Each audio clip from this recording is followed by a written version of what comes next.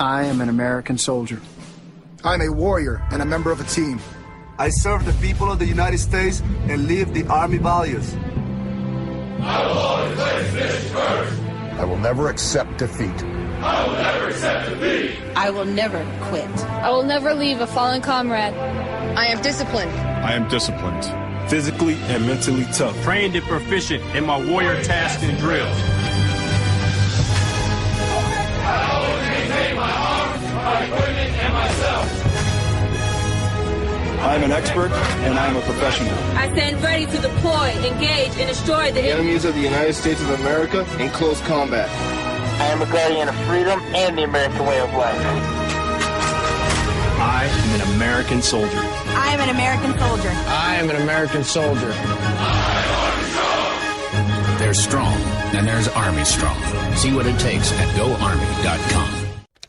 Sometimes riders feel lost, unsure why a passage may not be working. It takes another set of eyes to help us nurture our writing into full maturity. At Black Wolf Editorial Services, we strive to enable writers to develop and grow, offering manuscript critiques and line edits through a mentoring editorial style. We also offer assistance on generating a writer's bio for your websites. Black Wolf Editorial Services, nurturing your writing into maturity. For a full list of services, visit blackwolfeditorial.com. Hey folks, I want to introduce you to a friend of mine, Dr. Richard Harden. We are on the same mission, which is waking up America. We just have different paths. So stay tuned for some information on how you can keep up with Richard and all his work. Visit Richard's website at raharden.com. That's the World Wide Web at RAHARDIN.com. At his website, you can see a summary of the 6 books he has written, where purchases may be made. He also has a link to 18 videos on YouTube and several blogs about Christian beliefs. If you prefer, visit Amazon.com/Kindle and type in Richard Harden to see and purchase his books. Every day, the men and women of the United States Marine Corps stand ready to defend the American way of life. The few, the proud, the Marines. The following message contains a special offer for listeners of this station. Are you a man over 40? Are you constantly looking for the nearest bathroom? Do you wake up multiple times a night to use the bathroom? Right now, Perfect Prostate is sending out free bottles of their groundbreaking new formula to listeners of this station. Perfect Prostate formula was developed by medical doctor Mitchell Fleischer, and its ingredients have been clinically studied to reduce your frequent nighttime bathroom visits and promote healthy urine flow. Right now, preferred customers get their first bottle of Perfect Prostate absolutely free. There's nothing to lose. Perfect Prostate is guaranteed to reduce that constant urge to use the bathroom, especially at night, and promote healthy urine flow. Don't wait. Call now for your free bottle. Just pay shipping and processing. Dial 1-800-675-0251. That's 1-800-675-0251. Supplies are limited. One free bottle per household. Call now. Dial 1-800-675-0251. That's 1-800-675-0251.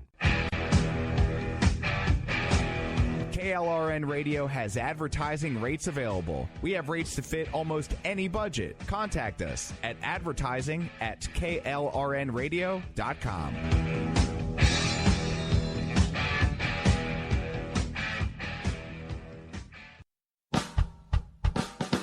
You're listening to the Spark Radio Network, internet radio like you've never heard before.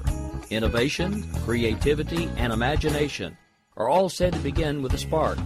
So fasten your seatbelt and take the ride of your life and listen for the spark. You are listening to KLRN Radio, where liberty and reason still reign.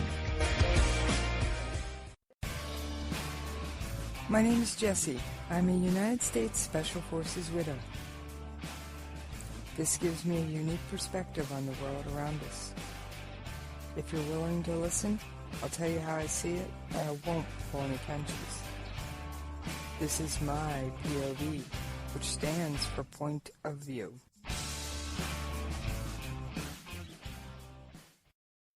All right, this is Jessie. How y'all doing out there today?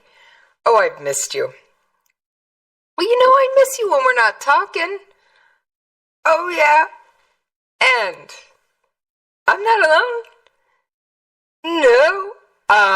I'm not alone.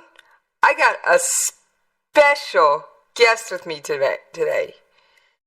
Dimitri, how you doing out there today? I'm doing great. Thank you so much for inviting me on your show. I'm excited.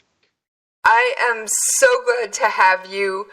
I was listening to Robinson and Wright that night with bated breath. I couldn't get enough of the show. Your stories were so fascinating, but I want to hear just the stories. Hold the politics for now, because okay.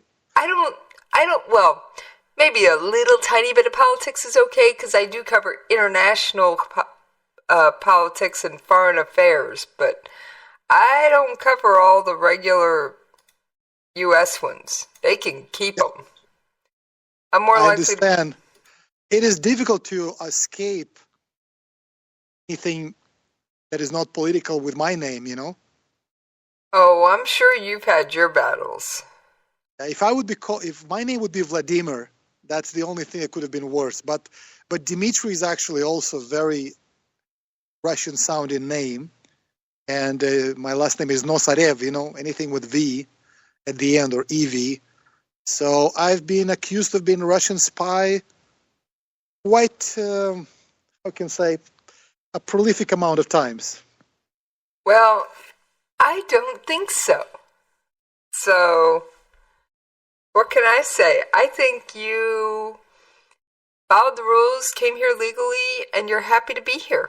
Or am I missing something? No, you do not. It's pretty much the story. All right. So, what I wanted to talk about today was, you grew up, was it the USSR or was it Russia? Both. Okay, so you went through the transition. Well, you have to understand. So USSR basically was like an empire, 15 different countries put together. So it's United Soviet Socialist Republic. Union of Soviet Socialist Republics. Yep. Correct, exactly. And so Russia, or Russian Federation, was part of USSR. And then, of course, in the Christmas of 1991, USSR was dissolved. Right. And December 31st, 1991. I was fascinated with the USSR in school when I did papers on it, so I've got a little bit of knowledge. But I actually heard a story, or a rumor at least, that you actually went to USSR. No, that's Station Manager Ann. She's the one with all the Lucky Russia stories. I've just read books. Lots of them, though. Okay, that's right. It's because they talked about that someone from the radio station went. Yep. Okay. Station Manager Ann, and she went in 1990. That was the perfect timing to go, because you had she would be arriving there at sunset of Soviet Union and sunrise of the current Russia. Historically, she couldn't pick better time to visit USSR. Yeah, absolutely. The only better time would be maybe right after revolution, 1918. That maybe could be or like right before the revolution. So good timing. She went the summer of 1990. It was 6 months after the Moscow McDonald's opened.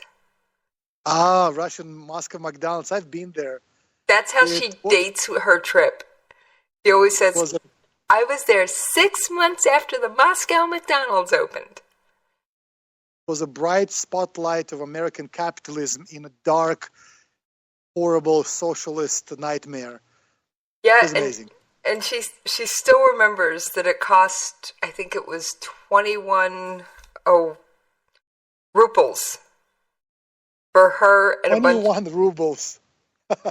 21 to go to to take herself and a bunch of friends to Moscow McDonald's.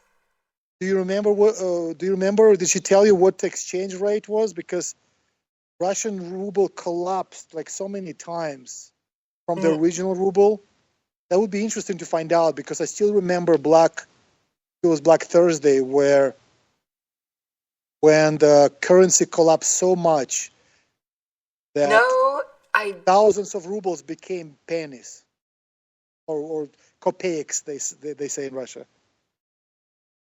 I'd have no idea what the exchange rate was, but well, you could ask her, see maybe if she remembers. She might. She actually still has some of the USSR money from her trip. She kept it. That's great. I have some left as well. Interesting thing, I collect coins, so I found in a local Idaho pawn shop, I found some Soviet Union Olympic silver rubles. Can you believe that? From what Olympics? From 1980. So I have about half a dozen. Oh my gosh! Half a dozen of different Olympic rubles. They made one for each of the capitals of the USSR republics. I think they made also one for Leningrad, which is right now St. Petersburg. So it's pretty cool. There was like I don't remember how many total they made. I have to check, but I have about half a dozen different ones, pure silver Russian rubles from 1980. Those would be fascinating to see. Although and they were just sold. How they do that sometimes in pawn shops, what they call them junk silver. That's different silver coins, U.S. silver coins, Mexican, Canadian, European, etc. And so they just have them as bags, and they just sold them by weight. So I would usually go and kind of look through them because I know which coins are interesting for me or actually valued more than just by weight. And so I was really excited when I found those Russian silver Olympic rubles. It's my prized possession. So I have, but like I said, about half a dozen of them. Well, I've had a fascination with it, and Anne's the lucky one. She got to go. So I was just a little kid then, so I doubt I'd have had any reason to be running around Russia or the USSR. So I haven't gotten there. Been to Europe, but not been to the USSR. Well, that country doesn't exist anymore, so there's no way you even can go back there. You can only go back there in movies or YouTube videos. I'm a big reader. Or talking to me and telling you stories from the dark, evil empire of USSR. Well, I think it's a fascinating period of history. I really do. For me and for my family, I would say that there was nothing positive from that. Parts of my family were what's called repressed. So they served time in gulags. Of course, I grew up during the collapse of Soviet Union, so that left a difficult mark on me. So I have seen the end of the socialist policies. What really happens when you have socialist policies introduced and practiced in the country? And so that's where my disgust and almost hatred towards socialist ideology comes from.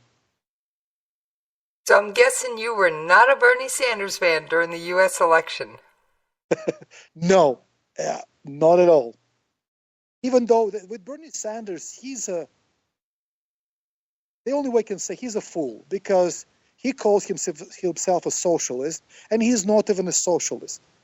He's a Democrat. He's a social Democrat. There's a bunch of them running around Europe.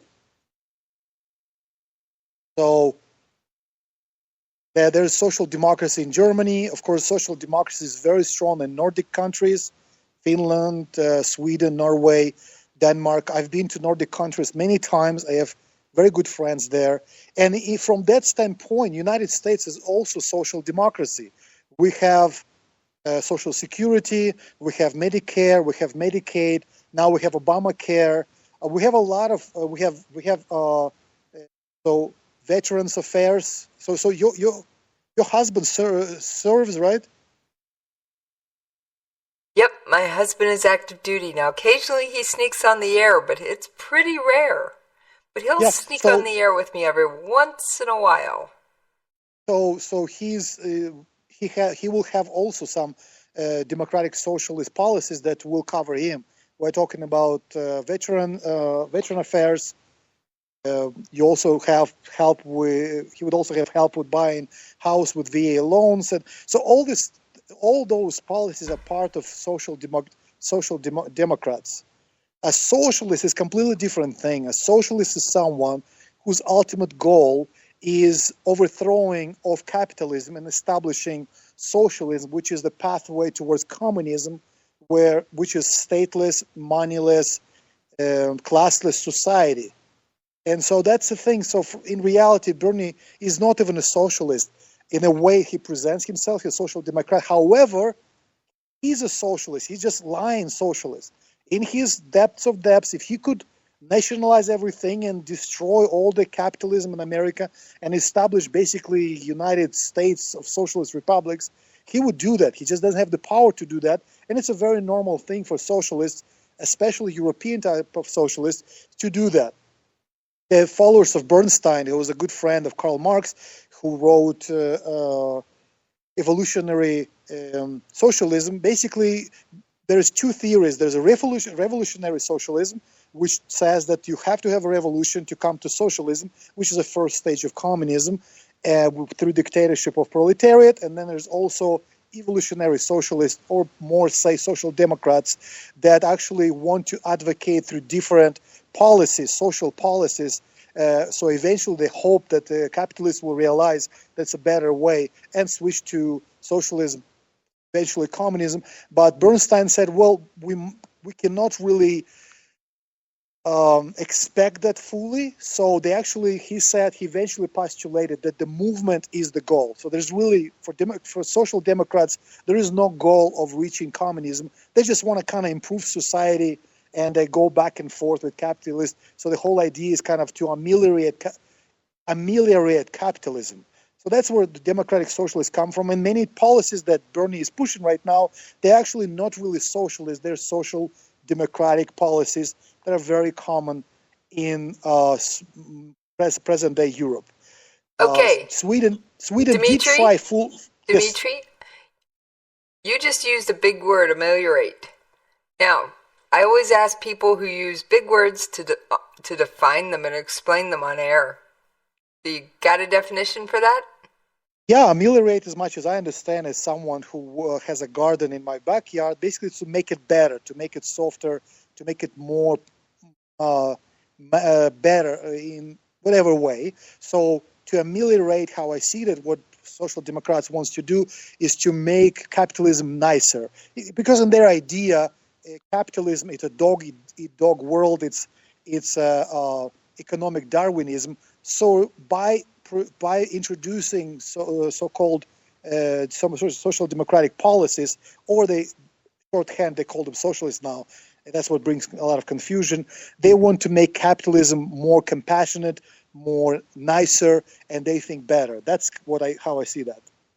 Well, personally, and that's where the higher taxation comes from. They say that this is, since capitalists are evil in their nature, they're greedy, they're envious, all they want to do is take. We need to force them to share, and that's where the whole idea of fair share comes from.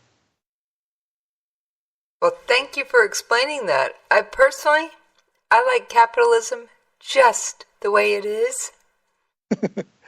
I'm glad to meet someone who understands that capitalism, it's an altruism. That's what it is. The real capitalism, free market economy, says that if you do not provide service or a product at a good price that provides value that is higher than the money that people have in their pockets, you're gonna go hungry next day. So you have to do whatever you can to please the customer, to serve him, to provide for him, so you can have some of his money. This is real sharing. I mean, sharing. Socialism, on the other hand, says we're going to have to force you to provide for another person just because he exists. So I like to do, draw pictures, mental pictures, with my words, because a picture is worth 1,000 words. So to make it really simplistic, capitalism is like consensual sex, and socialism will be like rape. Well, thanks. I'd rather stick with the consensual version. Okay, so am I. And I've, unfortunately, like I said, I've been on the other side when people get raped economically, talking about Soviet Union, and I don't like it. And but the most important thing, what I don't like, it's a rape of people's freedoms and liberties.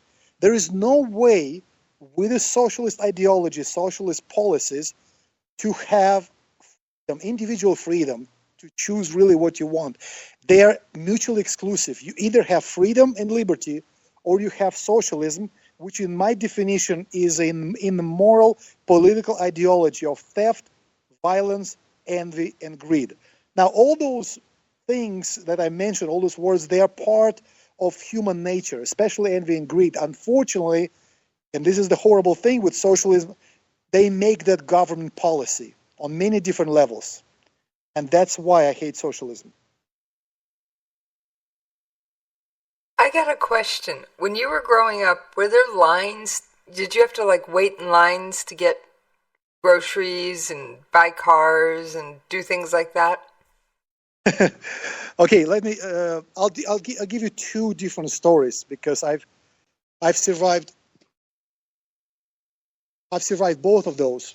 Number one is for the durable goods, because in USSR, the government, well, they say the people, but of course you need the government to manage that. So the people owned everything.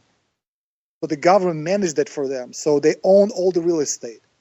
Could not really own legally any real estate. So the government provides for you. And so you could own personal property. So your clothes and your furniture was yours. And eventually they allowed, you could own a car or a motorcycle.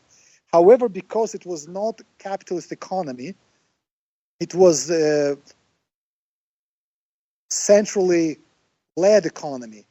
So the whole idea of that we're going to decide who gets what, or you can call it rationing. Because of rationing, it was very inefficient. So of course people have to wait. So when under Soviet Union, most of the Soviet Union, especially in the middle, you know what? I again, like 70s, I was born in 75. So 80s, I don't remember any lines, at least in the grocery stores. And of course, I was just a kid. I'm 10 years old. Mom tells me, go buy some bread. I'll go buy some bread, come back home.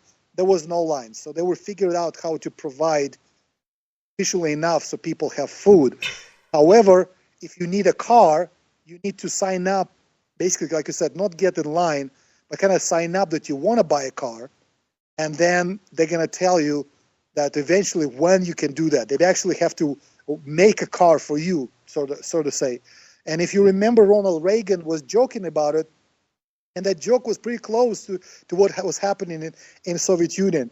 Remember that joke when he said that the guy finally got permission to buy a car? Even if you have money, you have to still wait. So they tell him, okay, your car will be ready in 10 years. And he goes like, do I have to pick it up in the morning or afternoon? The guy goes like, why do you care? It's so far away from now. He said, well, because the plumber said that he's going to come in the morning. Oh, wow. Yeah, and that's what rationing brings. So, of course, people become very inventive. In Russia, in Soviet Union, we said, when you're poor, you're very resourceful. So we figured out ways to go around, and especially in villages like I lived. So cities was a different story. I've never lived in a city while I was in the USSR. So, but my wife tell you the stories from the city. So my wife, she's from Ukraine, from the big city of Kiev, capital of Ukraine, and I'm from this small village in the middle of nowhere in Siberia. Wow. So question, do you remember the Chernobyl accident? How did that impact life? Or were you... And you need to talk to my wife because she lived very close to Chernobyl. In fact, her father, my father-in-law, was working with cleaning people that was coming from there, the trucks and buses. And so her family, even though socialists said, don't do that, everything is okay, because they didn't tell people what happened. The propaganda, everything is okay. But because through rumors they find out what happened, they send them kind of far away to the eastern side of Ukraine, actually where the conflict is going on right now. So, and later on, there was some churches from England that took my wife and her sister to England. I remember, I think for a month or 2 months to help them to get rid of the radiation, something like that. You have to talk to my wife. She's a fascinating person. Of course, I was a kid then, so it happened in 80. Do you remember what year now? I think it's 84 or 87. Oh, I don't remember, but I can look it up real quick. Yeah, it's like mid-80s to late 80s. And so, of course, I was a kid. I heard about it, but I don't think I really cared that much. It was April 26, 1986. 86, exactly. So that was over 20 years ago. And so, as a kid, I was 11. So I heard about it, but that's about it. So back to the bread lines. So bread lines, actually, I remember I've been in bread lines for 4 to 6 hours. That was right before Soviet Union collapsed, and especially after that area, between like 1989 to 1992. That was the time when economically it was really bad in Soviet Union and then Russia. Okay, so there were some lines, and I'm sure the change from, excuse me, Mr. Frog, please exit the stage. I'm sure the change from the USSR to Russia was very much for the country a painful growing experience. Yeah, it's absolutely, again, like I said, I was just a teenager then, so I cared more about teenagery stuff. But economically, yeah, that was very difficult. So since we mentioned the Moscow McDonald's, did you ever get to go there? Yes, I got to go there later on. And the funny thing is, a friend of mine, he lived in Poland. His father was an officer. And so somewhere he found a McDonald's menu. So all through high school, I had McDonald's menu with me. Kind of sounds weird now, actually. And so when I get hungry before lunch, I'll pull it out and look at Big Mac and Quarter Pounder and fries and milkshakes and ice cream. And so that was kind of part of me. I think that's where it came, just thinking about America as well. And so I kind of decided that someday I'll hopefully I can go to America and eat at real McDonald's. So in 1997, October 97, I came to U.S. One of the first places I went to was McDonald's. And I ate there and I thought, this is not that good, and never went back. Well, but I like it. I really like In-N-Out Burger. Hey, I think all Americans have their fast food things. Like, I'm not a huge.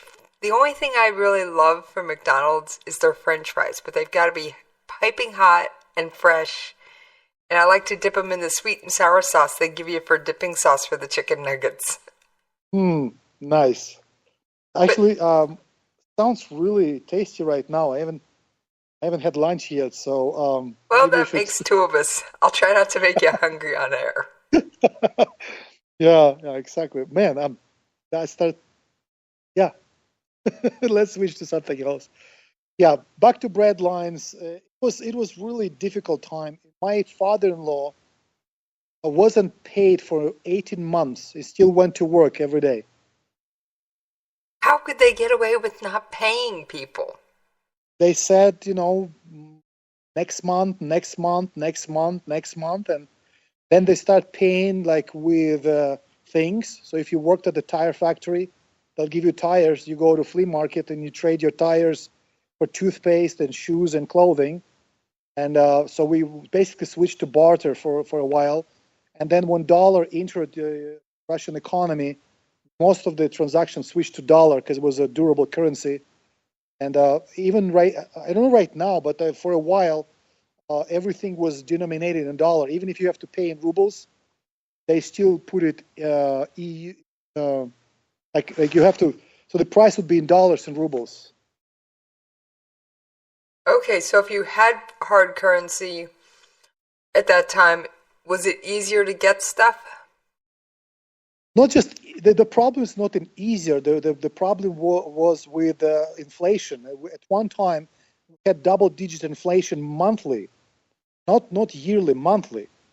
And so I actually traded dollars. I would buy dollars in the morning, then sell them in the evening, and make a good spread.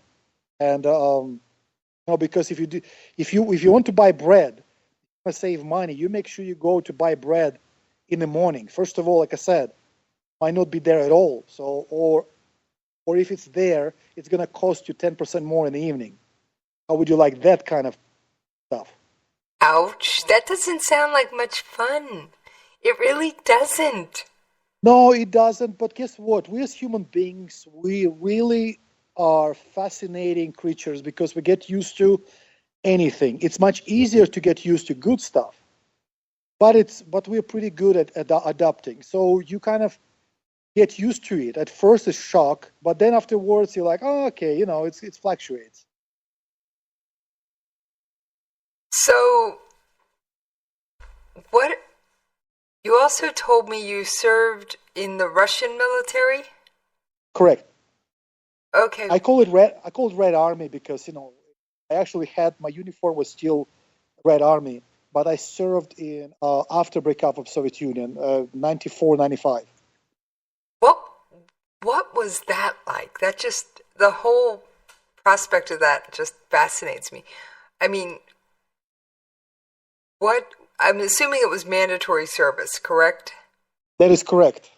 And how many years? At that time, I was lucky because they kind of fluctuated between 2 years to 3 years to a year and a half. I ended up serving when it was just a year and a half. Okay, so what was it like? First of all, did you guys get paid on time? No, first of all, when you serve, because it's mandatory, and that's going to fascinate you, I got paid, tell me to compare it. So basically, what's above private, like a little notch above private? What's the designation? Corporal. So I was private, but I was paid as a corporal. So privates got paid even more. I'll get paid monthly, and that was not enough to buy a loaf of bread. A whole month's pay wasn't enough to buy a loaf of bread? Yeah. Well, you have to understand, right? Russian military, I don't know how it's right now, but when I served, it was still like Soviet military. So to be honest, it's more like a mandatory prison sentence because we were on base. You can only go off base very seldom, maybe once a month for a few hours or a day.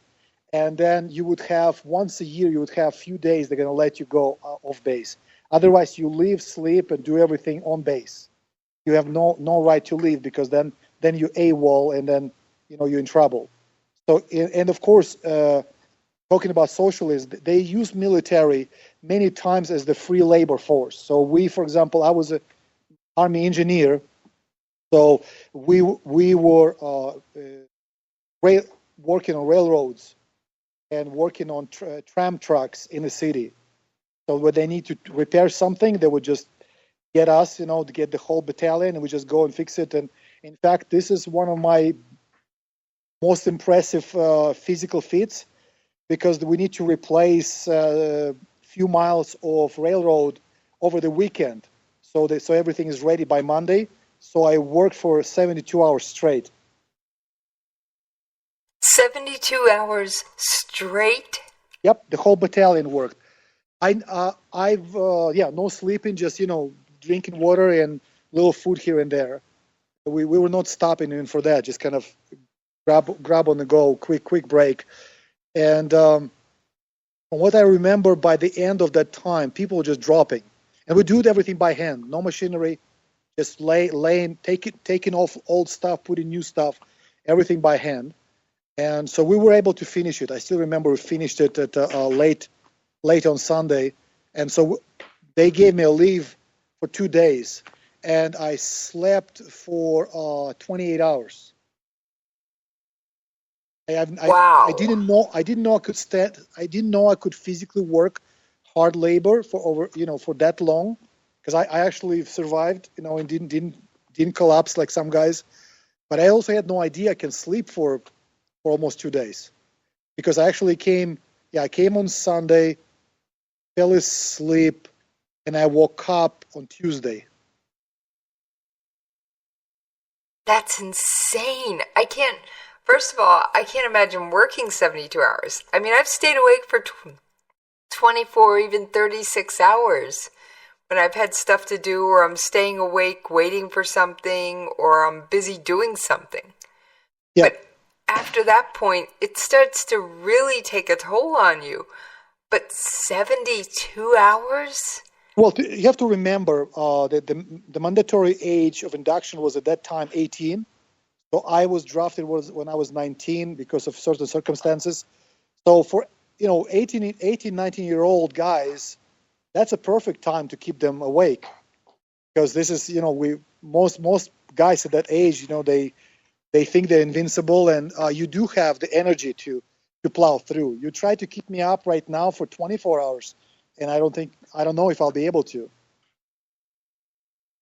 I know I can do 24 hours, but afterwards, I crash and burn. I'll sleep for a good 12 to 18 hours afterwards. Because when my husband has 24-hour shifts, I frequently will pull the same thing just because I deliver.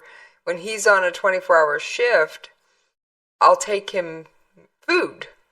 He'll eat breakfast at the house and go start his 24-hour shift. Then about 6-7 hours later, I show up with lunch, come home, get dinner pulled together, and then 6-7 hours after that, I show up with dinner.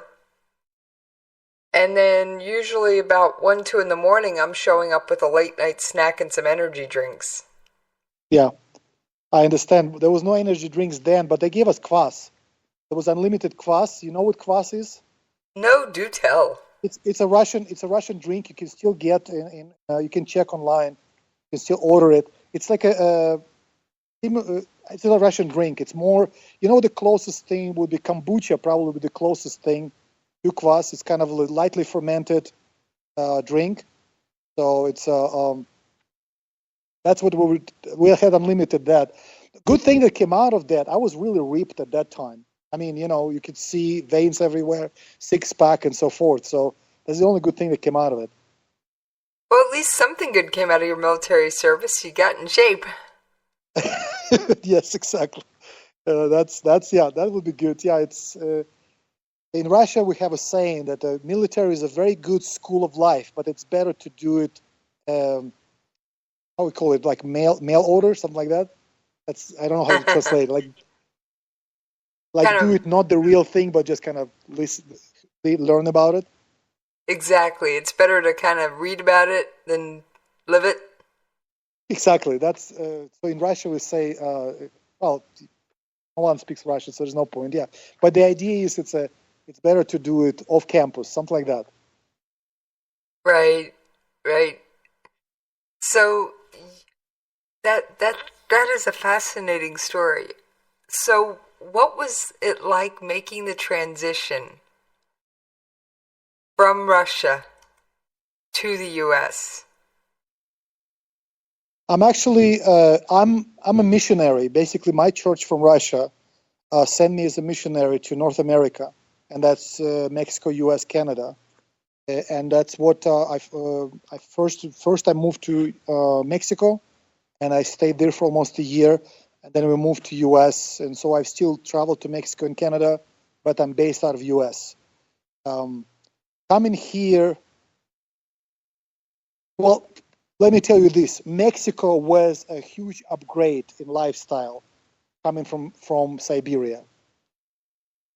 Okay, you're going to have to tell me a little bit about where you grew up in Siberia, because this is just fascinating. Okay, how much do you know about Siberia? I always think of gulag, cold, and dark. Okay, now I'm talking about geographically. The Siberian region's actually pretty huge. Not all of it is cold and dark, but that's what the image from all the movies and stuff that they always portray. Yeah, I understand. Yeah, Siberia is a huge territory. I mean, the size of Siberia, basically, it's almost the size of continental U.S. That's huge. You have to understand, Russia is the largest country by territory. 11 times. You just cut out a little bit there, Dimitri. Russia territory is the largest country by landmass. It's 11 time zones. And I have trouble juggling 4. Exactly. So that's what how long Russia really is. So I'm kind of like, I was right in the middle. I actually grew up, like I said, more of a central southern Siberia, not the northern Siberia. And so since you don't know much, have you heard of Novosibirsk? Heard of it, yes. Yeah, so kind of in that general vicinity. Okay. So you weren't in the really cold section. You were in a section that had at least a summer and a winter. Correct. I've been to Norilsk, which is very far north of Siberia, and that's one difficult place to live. I went there in spring. It was March, and the temperatures were 47 below zero. That was their March weather. 47 below in spring. Correct. And people in this country complain when it hits. Now, is that Celsius or Fahrenheit? Although by any scale, that's cold. At those, yeah, that scale, it's almost 1-to-1. So it's basically, I think, yeah. So it's 47. I think it's the same at that level. I'm sorry, but it doesn't matter what thermometer that's on. That's cold. Exactly, it is cold. It's really cold. So there's no hanging around outside. The closest thing to Siberia I could tell you, it's for you too easy to imagine, it's like a poor Canada. Okay. Yeah, pretty much. I've been to Canada. I drove Alaskan Highway to Anchorage a couple times. So when you're there, like in the middle of nowhere, where there's hardly anybody here and there, people, that's kind of how it felt in Siberia. So huge spaces without any people. So when you live there, like in our village, there was a couple thousand people. You're really tight with people. You kind of, everybody knows everybody. Have you seen My Big Fat Greek Wedding? Yes. That's Russian culture in Siberia would be very close to that of a culture that was portrayed there. You always, everyone is together. Your houses are, here's your parents, here's your grandparents, here's kids, here's grandkids. Everyone is there, and everyone is in their each other's business, and everyone likes to drink. And so that's what would be the best image that I can portray. Just imagine My Big Fat Greek Wedding, just colder. Okay, that definitely brings an interesting image to my mind. Now, speaking of drinking, I know many people are a fan of vodka, and that's what Russia is very well known for, is vodka.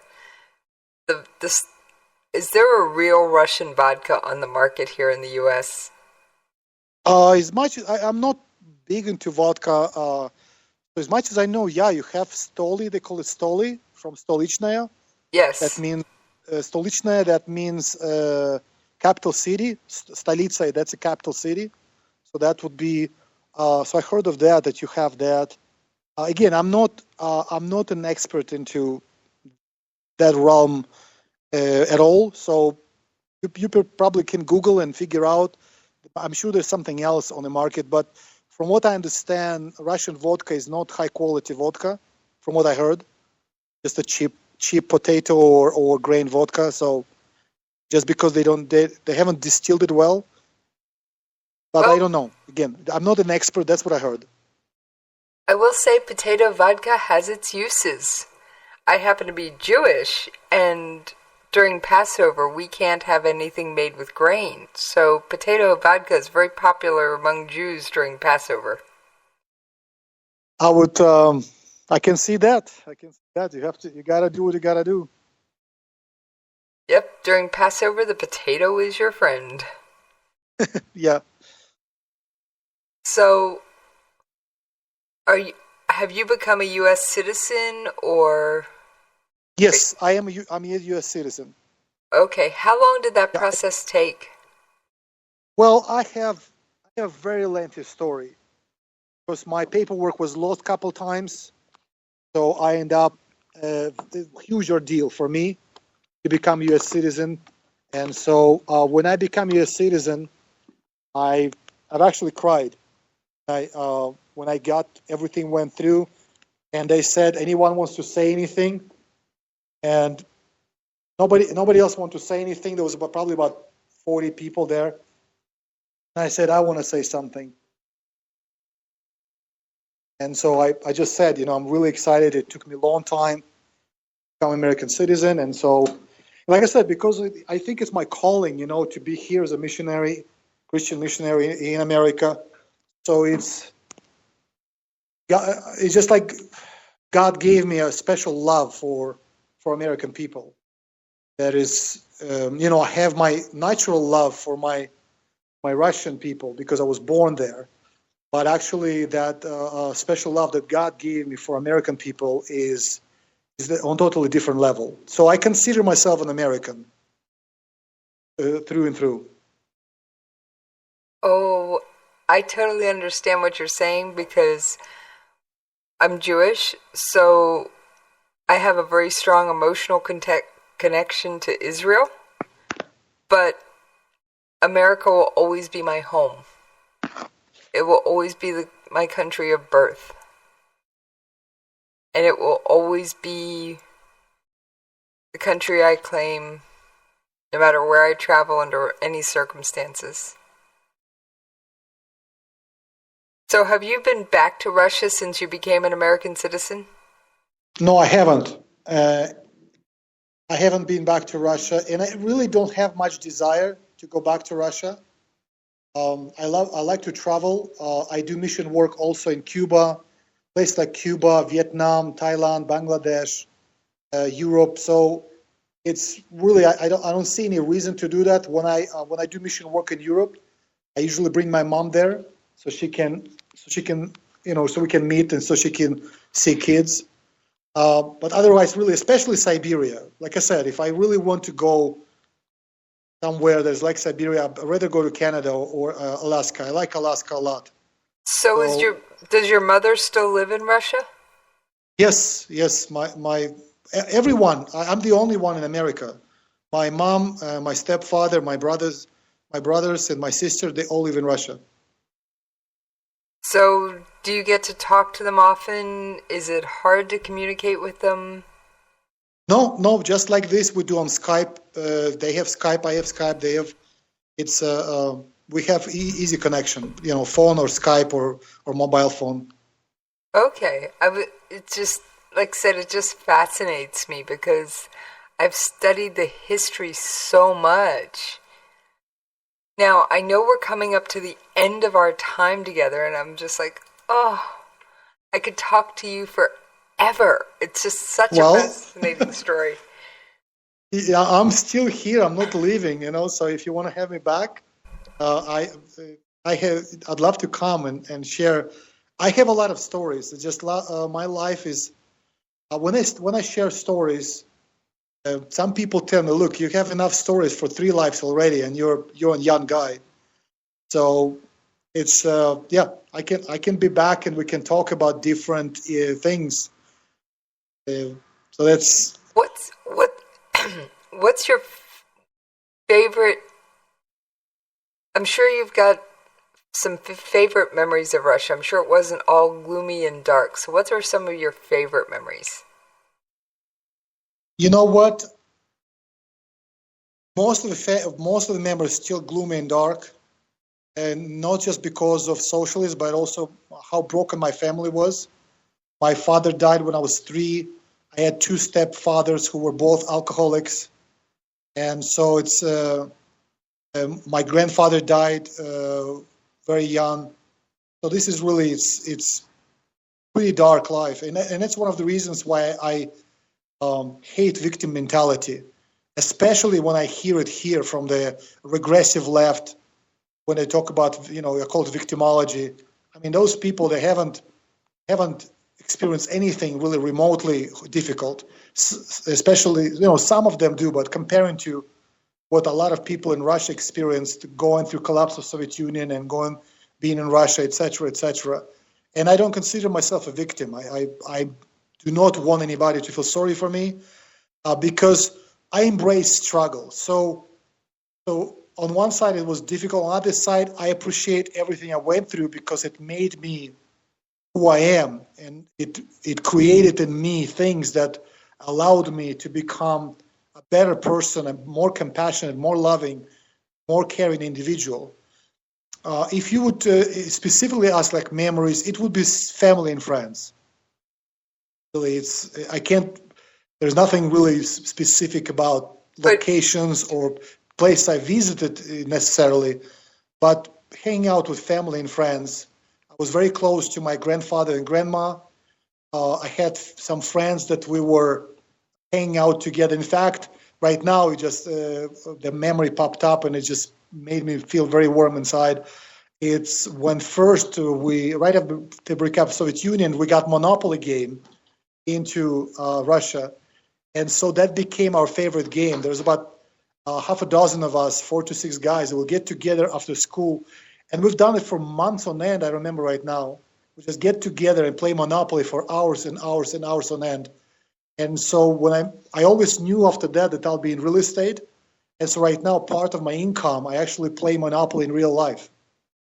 Oh, no, that's fascinating. And that's something you couldn't have done in Russia. Well, of course, right now we can do everything. Russia right now is you can, I don't know if it's free economy. It's definitely not. It's a different story. But overall, it's built like a capitalist country, at least an idea. So right now you can own real estate because they privatized, everything got privatized. So, of course, I can do the same thing right now in Russia. The problem with Russia is insecurity. So when you own real estate, there's a lot of other things that make it much more difficult to play that. And what I like about America is because everything is so secure. It is this whole Judeo-Christian foundation that's still here of people trusting one another and doing and honoring contracts and doing the right things, again, in general. That makes everything much easier. When people ask me why are you in US in America, just from economical standpoint, because right now you can own exactly the same things or even more in Russia, because the economy, even though it's not as stable, you can actually have more opportunities to make money because it's not as regulated as United States. And so I said, look, there's 2 things you cannot buy outside of America. Number one is culture. And when I say culture, I specifically mean Judeo-Christian culture as a foundation. And then, of course, the culture of liberty, the whole Constitution of the United States that I admire so much, that pursuit of life, liberty, and pursuit of happiness, or originally was pursuit property, so how sacred property is and individual rights. And the whole idea of the small government and the people self-govern, it is fascinating, and it's really, really changed me and my attitude towards life and towards government, becoming specifically growing up as a socialist, where the idea was that the government provides for you everything. That is from cradle to the grave, the government takes care of you. Coming here, experiencing freedom, it's the greatest feeling in the world. The opportunity just to come here and with nothing. I came here with 2 bags, my little family, a couple $100 in my pocket. I was able to build a nice life for me and for my family. That part really fascinates me. So the culture, you cannot buy it anywhere.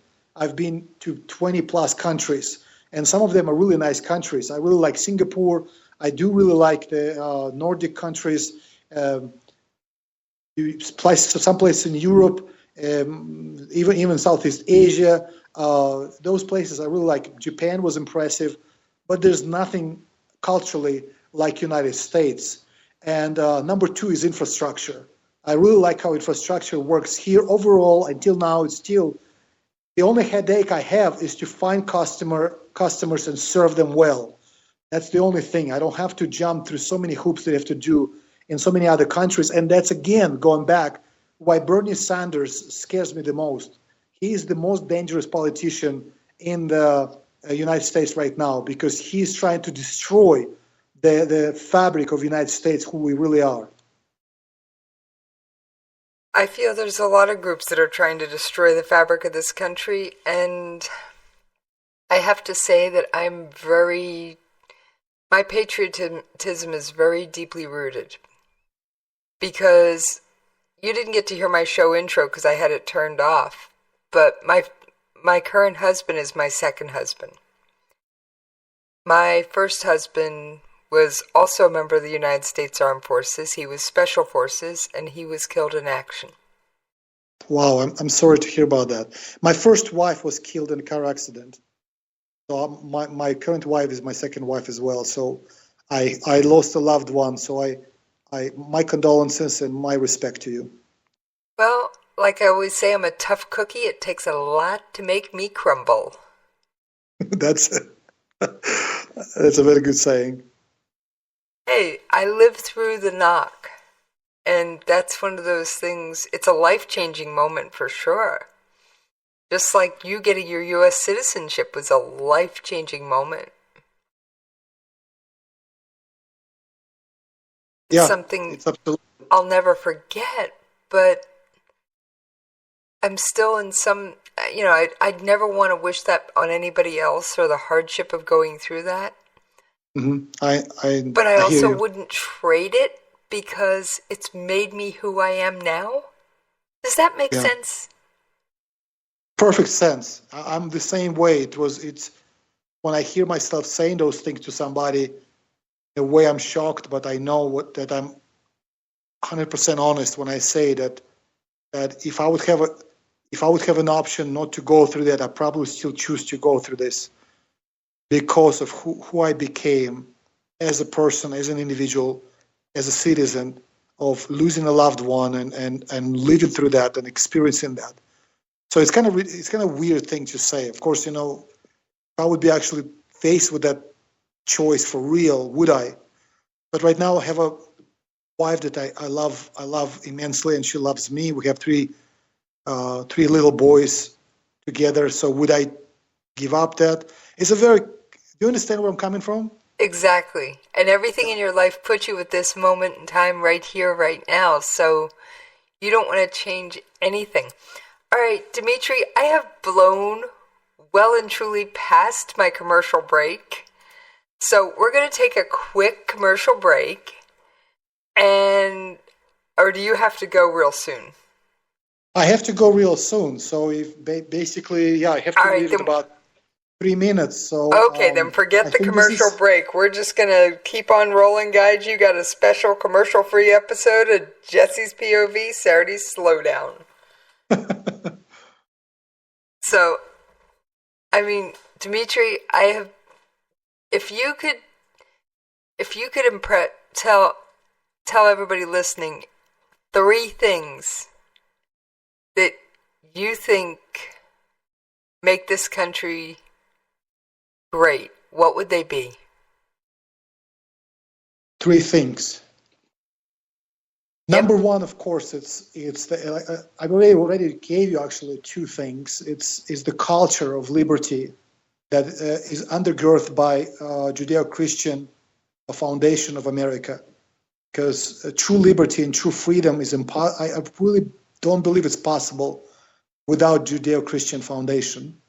Okay. So this is great. Number 2 is infrastructure. And again, when I say infrastructure, I'm not talking about roads and things like that nature. Then what are you talking about? Say it again? Then what are you talking about if it's not roads and bridges? I do talk about roads and bridges because of how it produced. When I talk about infrastructure, I'm talking about societal infrastructure. And that, again, right now is under attack. And overall, it really bothers me so much when the political left calls many Americans, racist, sexist, xenophobic, whatever other things they call them, vile names like that, because I, as an immigrant, I have never experienced that. I've been embraced, I've been welcomed, I've been treated with respect, there's so many things I'm so grateful, and that's what I'm talking about. Is not just the physical infrastructure but it's infrastructure of Americans as people, a courageous, conquering, going forward, wanted to be the best people that produced then physical manifestation of that. And then we talk about roads and bridges, etc. So this is, again, I do have one last question for you. Where were you when 9/11 happened in this country?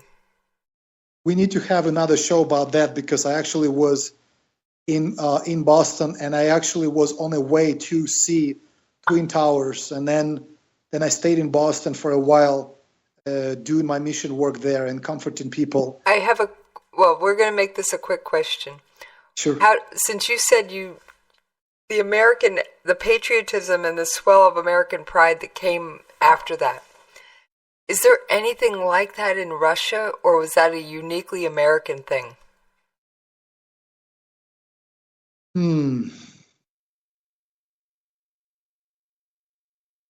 No, it's not uniquely American. That would be number 3, actually, what I would say. American exceptionalism, I really believe in that. I truly believe that America is a special country. Not say that it's necessarily that better or worse in that way, but a special country that has a special mission in the world. I personally believe it was given to America by God. This is where I'm coming from. And so, but if you just compare patriotism across the board, it is everywhere. Every country would have people that will feel very strongly about defending and protecting their country, and so certain camaraderie, especially when bad things happen. Back to Soviet Union. Under Soviet Union, of course, we still had a large population that was Christian or Jewish or other, persuasions, even under Soviet Union. And so, and of course, the socialist government, most socialist governments, they are anti-God and anti-religion. They were trying to eradicate, Christians and Jews, etc. However, when they were attacked by German forces under Hitler, everyone pushed away any differences that we had, and we together stood up as Russian people to fight for our freedom and to fight for our survival.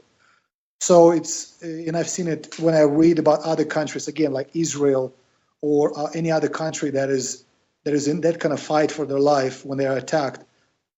Each country has that spirit that rises up.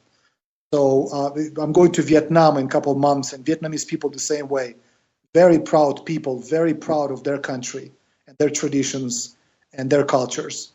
But I would say number 3, what makes America special, it's that American exceptionalism, where it's almost like Americans feel responsibility to be good in the world. And I forgot what's his name. There was a French traveler and writer that was here years ago, and he said, America is great because America is good. And when America will stops being good, it will stop being great.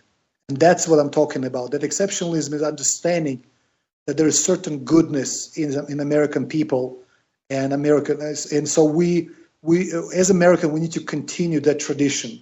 Again, not in a way that we're better and we should be in charge, but in a way that we are the force for good in the world. Well, I think that's a great place to end the show. Now, can you tell people where to find you online when you're not hanging out with me? Like I said, I'm not to you before the show that I'm not hiding. My name is Dimitri Nosarev. And so all my social media is under the same handle. So you can find me on Twitter at Dimitri Nosarev. Same thing, other social media. And I am excited to actually, Anne offered me to have a show on the same radio network. I heard. I heard it'll be starting either the end of this month or early next. The details are still in the works.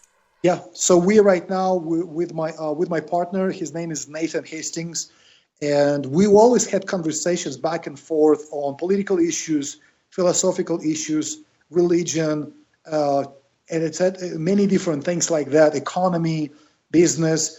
And so we talked for years, like, hey, let's make a podcast. And so he lives in Alaska, but he was visiting here for several months. I told him, you know what, let's do that. And so we decide to do it. So we record a couple podcasts. But right now, if it's possible, if Anne will allow, we can transition that podcast, which is American Gray Matter, to a network, so we can reach more people with that message. We basically will be coming from the base of libertarian/conservative, more like a talk show. I guess we're going to be talking to one another and figure out a way, have guests like you do.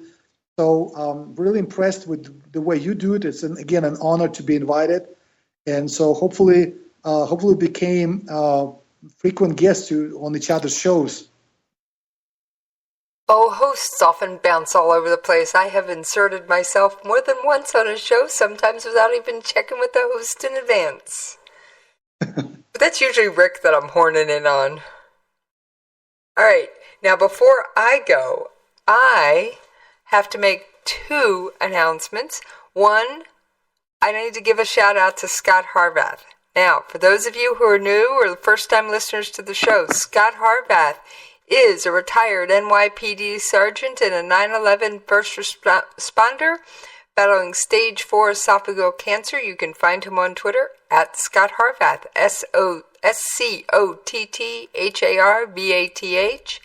And this weekend, and this is February 18th, this is the last weekend to enter to get station manager Anne's own coffee mug. All right. Dimitri, any parting words?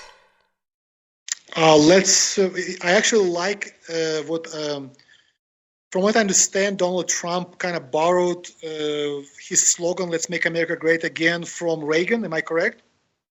It was a very similar slogan, yes. Yeah. And I actually like that slogan a lot, and I think it's one of the reasons why he won.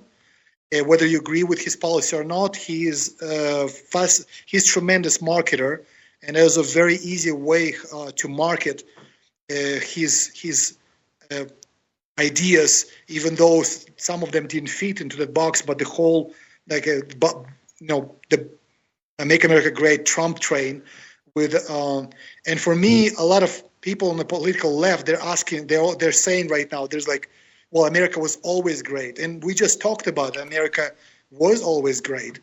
And so I think a lot of people don't understand what he meant by that. Or maybe he didn't mean that, but that's how I see it. When he says, "Let's make America great again," it's not about certain year, 1980 or 1880 or 1780. It's not about certain moment in the past. It's more about that what I was talking about, that attitude in an American heart to be proud to be an American, to understand that we are good, that's why we are great, to understand that we have foundations that are important, and to understand that our form of government and constitution and the way we set everything up, this American experiment, is something great. And that's what I want to say in that way. Let's go out and make America great again. All right. Well, for any of you playing along, that's an amazing way to end the show, Dimitri. And just as a reminder, folks, you can find me on Twitter at Jessie's POV, or you can email me at the station, Jessie's POV at KLRNRadio.com. And on that note, Dimitri, I think we're out of here. Okay.